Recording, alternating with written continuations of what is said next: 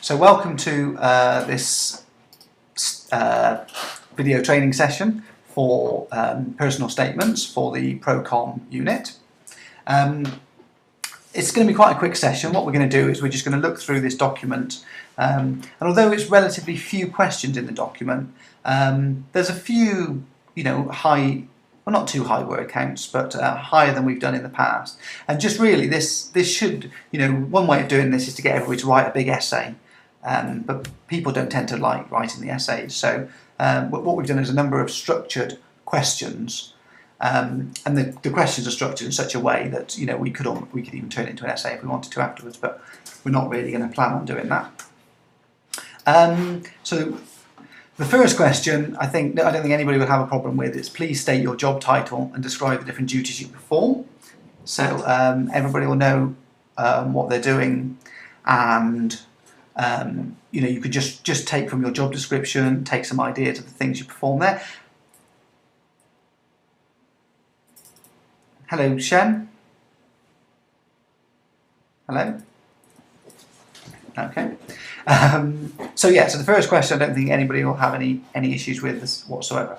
Second question might be new terminology for some of you, might not be for others. So it's this idea of internal and external customers.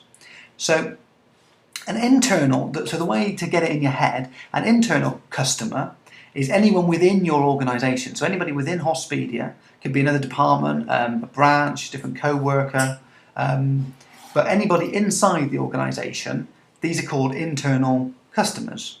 Okay, so you can sort of start thinking of the different people. It's the different people that you have to do work for, and the different people that ask you to do work. These can be thought of as your customers. Okay, and it's important to keep them satisfied. I mean, some of them might be your bosses and line managers, so obviously you've got to keep them satisfied. But other people will be site operators and site assistants, or maybe not so much anymore. But you're doing things for their site. And then external customers is anybody outside of the organisation. So any of the hospital staff, I'd imagine, would be external. All of the patients, anybody that's not working in the company would be an external customer. So sometimes people haven't come across this differentiation between internal and external customers, and you've got to keep both sets happy. If with internal customers, it could be a different department or different sites. Your role is to keep all of these different customers happy, just as you would traditionally if you were just running a shop and you just had, say, external customers coming in. You'd want to keep those customers happy, and that makes for a more efficient and good working organisation if all of the internal customers are kept happy inside it. So let's go down to the next question now.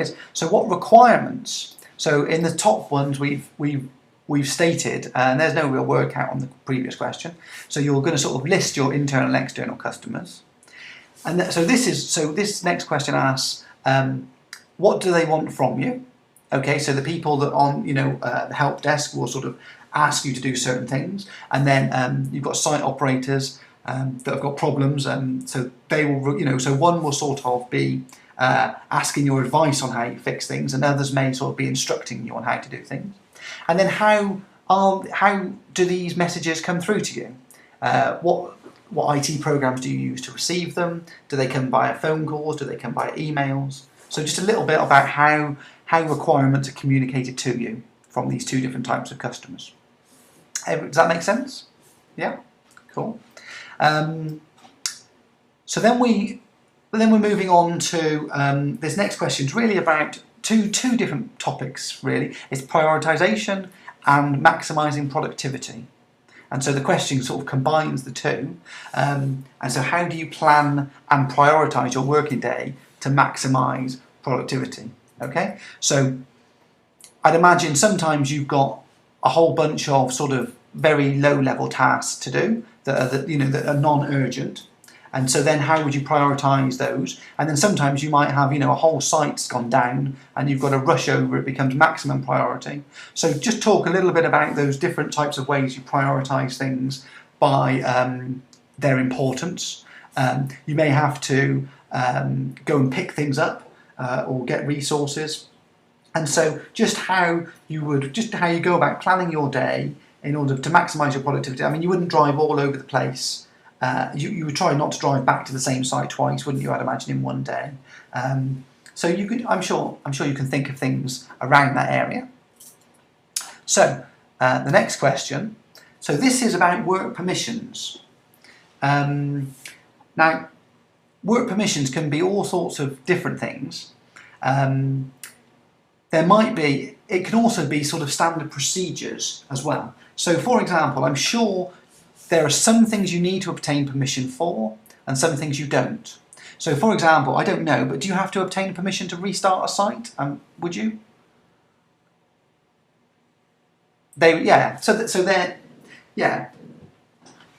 Exactly. So and they might tell you it verbally, or they might instruct it. But then there might be different permissions that you need to do things around patients. So sometimes, presumably, you have to wait for permission from on sites from different people from the hospital perspective. I'm sure you can't just go ripping things off the wall and stuff if there's a load of patients around. So there'll be different levels of permissions from different organisations because of your job roles. And at different levels. What else is there? And that may also be that you can only do things if you've done a certain course. So I don't know necessarily, but there might be some sort of electrical safety training course that you have to do before you can do other areas. Okay? So there may be certain things that Hospedia require you to have done before you then have permission, and then once you've done that, you've got permission to do it ad infinitum as much as you want. Okay? So that's sort of a little bit about that one. So the next question, we were discussing this earlier, we thought it could be worded slightly better, but the question is, within your job role, assess and describe how to minimise risks relating to health and safety. So assess is obviously how, so it's sort of like listing the different risks that you could have, but assessing how dangerous they are. There's far greater danger maybe from improper lift, or you could sometimes you have to pick things up that might be marginally heavy but not particularly heavy. So there's a slight danger to those. But then you've got other things where those big hydraulic arms, you need to put in the safety lock on them before because they could fly up and knock you out. So different things. So that's the assessing side of it. Assess the different risks, relating to your health and safety, and then you go on to describe how to minimise those risks. So you can think of this as like a small sort of risk assessment for some parts of your job. Okay? So the assess is like how dangerous different things are, and then the describe isn't describe the problem, it's describe how to minimise the risks. So for example, with the arm, you've always got to make sure that you put your sonic screwdriver inside it to stop it from flying up, okay? Now be careful with the next question that you don't sort of overlap too much. The previous one was all about health and safety, okay? The next question is damage to equipment, loss of service, or loss of data. So, I'm sure you've got to be, I don't know whether everything's streamed or whether, are all the films kept on site? I presume they are. The different videos that stream and stuff, are they on site or do they stream across the net to get to you? Okay, so some things could happen where you need to be careful to protect that sort of data, and then it's just avoiding damage to different equipment. So it's very similar with this assess and describe. Assess things that you do or you could be asked to do in your job role that would cause a great deal of damage, and the worst sort of damage I'd imagine that you could do would be to lose service to the whole hospital you were at. If you did something that took that down, then they'd be losing money at a very quick rate. So those are going to be the highest assessment of damages. And then describe what you do to minimise the risks. And some of those things will be obtaining the correct work permissions that we talked about earlier. Okay, so just note the two differences between these two questions, that the one is all about health and safety, and the other is damage to equipment. So one is like your health and safety, and the other is the equipment's health and safety, you could think of it as. So there's just 3 questions left. So describe the main hardware equipment you work with in its job role and its purpose. So I think you're all going to be flying on that. there's a whole lot of different type of hardware equipment you work with. I'm sure you've got various manuals you can look into to get, and it's 150 words, but I really don't think you'll have any problems. There's so many different, you've got so many choices, especially compared to some of our other people that we do training with that just work on just on one computer or something like that. You've got a whole bunch of hardware equipment, so you'll find there. The next one is the product specifications for 3 items of IT. So this is like a proper product spec that we're expecting for here. So, you might say this machine's got 8 gig of RAM in it, a 500 gig hard drive, a 3.2 gigahertz processor. Or in your machine's cases, they might have a 128K of RAM and a 4 meg hard drive. But so that's what we're after. They're proper product specifications. You don't have to be in too much detail, but at least, the RAM, the hard drive size, processor speed, for 3 different things. And if you want to go away from computing, or away from computers specifically, and talk about some of the other hardware that you've listed above and give some specifications for that, that would be absolutely great. Last question here, and so what routine checks do you carry out? When are these carried out, and why are they important, and what actions may be taken as a result? Now, some of you in your job role will have routine checks that you carry out just regularly.